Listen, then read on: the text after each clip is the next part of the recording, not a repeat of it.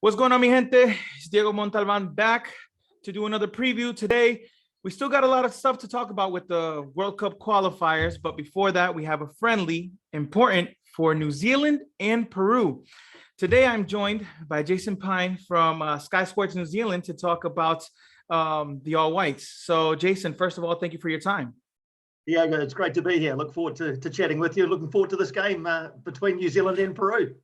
Now, let's get right into it. So, New Zealand and Peru have already faced off in 2018, obviously, as everyone knows, for to book their ticket to the 2018 World Cup.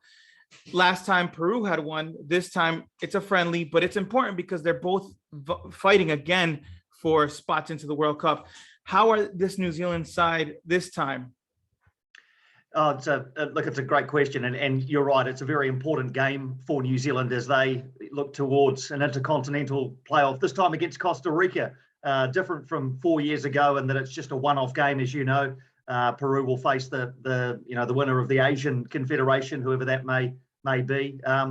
New Zealand will face Costa Rica. Look, the New Zealand side is in pretty good shape, I have to say, compared to the team that you saw 4 years ago. Here in New Zealand, and also in Lima, that wonderful night in Lima where Peru qualified for the World Cup. It's a side that's got a lot of fresh faces, a lot of new players, and a new coach as well from back then. Danny Hay is the coach of the New Zealand side now, and he is a big fan of bringing young players through and giving young players a chance. Yes, there are still some experienced players in there, and we think of the likes of Chris Wood and Winston Reid, who have been around the team for a while now.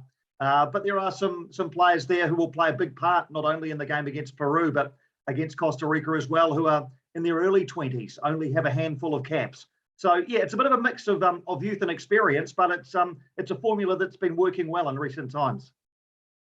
What can New Zealand learn from Peru and Peru from New Zealand? Well, I think what New Zealand can learn from Peru, or what New Zealand can gain from this game, is a game against a high quality opposition. We know the football history of Peru. I was lucky enough to be in Lima 4 years ago for that wonderful occasion, and I said to a lot of people, look, if New Zealand aren't going to be going, I'm glad that Peru are going to the World Cup, because your football fans were so friendly, so welcoming, so passionate, and it was just a travesty that you hadn't had a World Cup for so long. 32 years, I think it might have been. So let's hope it's not as long again. But look, I think for New Zealand to get the chance to play against a high quality team like Peru ahead of this game against Costa Rica will be tremendously valuable for them. Down here in New Zealand, we often get games against sides from Oceania, and with no disrespect to those sides, they simply are not in the same same ballpark as Peru. So, and what can Peru learn from New Zealand? Look, I think, you'll get an opportunity to play against a team from this part of the world ahead of possibly a game against Australia. The New Zealand and Australian teams play a fairly similar style of football. So it's a good match for Peru as well, as they get ready for possibly a game against Australia if they can come through the last stage of Asian qualifying. Now, how do you feel about the single match playoff as opposed to last time when it was home and away? I think it favours New Zealand. I think obviously Costa Rica are favourites. They're a very good footballing side, a proud footballing nation. But when I think back to 4 years ago, and the 4 years before that, when New Zealand had a home and away playoff against Mexico, look, New Zealand did well against Peru to keep it to 0-0 at home. But going into the second leg, it was always going to be very difficult for them to get something in Lima. And so it proved to be. 4 years before that, the home leg was the away leg was first against Mexico, and that was a 5-1 defeat, which meant the tie was effectively over by that stage, even before the home game. Here, in a one-off game, in a neutral venue, with both teams having the same travel challenges and one 90-minute chance at a World Cup ticket, I think that favours New Zealand. That's not to say that it gives them favouritism, but I think it certainly plays into their hands more so than a home and away. The only disappointment, Diego, is that we don't get to see a game in New Zealand, because obviously everybody likes to see their team at home. It truly is nerve-wracking, right? To just have to deal with just 90 plus minutes and whatever happens, happens, and that's it. You either booked it or not. What do you think was missing for New Zealand, for the All Whites against Peru in 2018? I think one key player who was not 100% fit was Chris Wood. He is our premier player, playing for Newcastle in the Premier League, our all-time leading goal scorer. And 4 years ago against Peru, he was carrying an injury, which limited his involvement in both games. So a fully fit Chris Wood was one thing. I also think as well, I watched the way that New Zealand have developed in the last couple of years under Danny Hay's coach, and they're now a team that isn't happy just sitting back and letting the opposition come at them, which I think they could have been accused of a little bit in the past, hoping to soak up pressure and to catch teams on the break. This New Zealand team now, really is a team that likes to play football, likes to have possession of the football. Doesn't just park a big bus in front of the goal, if you know what I mean, and try and soak up the pressure. So I think the development of the game here has been really encouraging in the last 4 years, and hopefully you'll see some evidence of that when the side takes to the field against Peru and in Spain in a couple of days. Would you say that Wood is the key player right now for New Zealand? Very much so. Yeah, I mean, to win football games, you've got to score goals, and he is our main source of goals, our most experienced, player in terms of his club experience. Had a long stint at Burnley before the move to Newcastle. So yes, obviously Chris Wood. But then you look at the other end of the field and you say you've got to keep, you got to keep goals out as well. And Winston Reid, who also had a long Premier League career with West Ham United, played in the World Cup when New Zealand were last there in 2010. Has had a great career. He is the cornerstone of New Zealand's defence. So at both ends, I think you look to Wood at the attacking end, and then I think you look at Winston Reid at the back, and you build the team around those two very experienced players and very key players as far as New Zealand is concerned. Would there be any players from Peru that worry New Zealand, or that they should look out for, I guess? I think all of them. I think all of them. Look, we're under no illusions, Diego, about how even as a friendly, we're under no illusions about this game.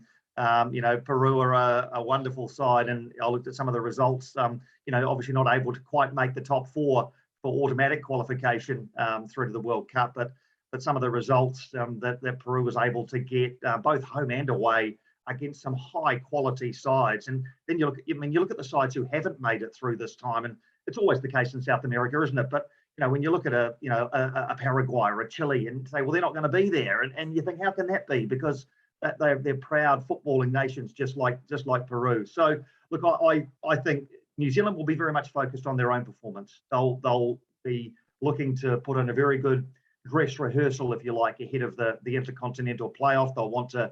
I think the team that you'll see Danny Hay put out on Monday our time, Sunday evening in Spain, will be his best 11, the side that he will probably put out against Costa Rica. So that's how New Zealand will be using the game. As far as us, I mean, as a broadcaster, I'm very much looking forward to watching New Zealand play Peru. These games don't come along very often, as I said before. So it'll be a real treat for us to watch a high quality side as well.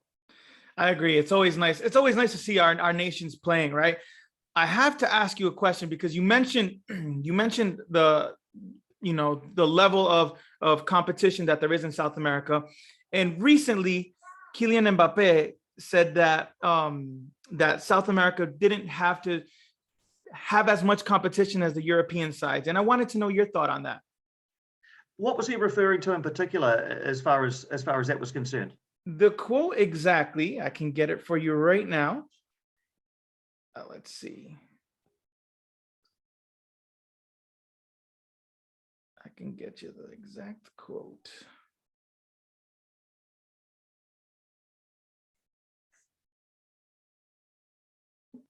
Sorry.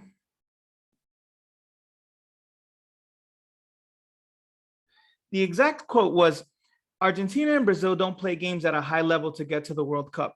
Football is not as advanced as it is in Europe, and it shows when you watch the last World Cups. Wow, that's a big call. That is a big call from Kylian Mbappé.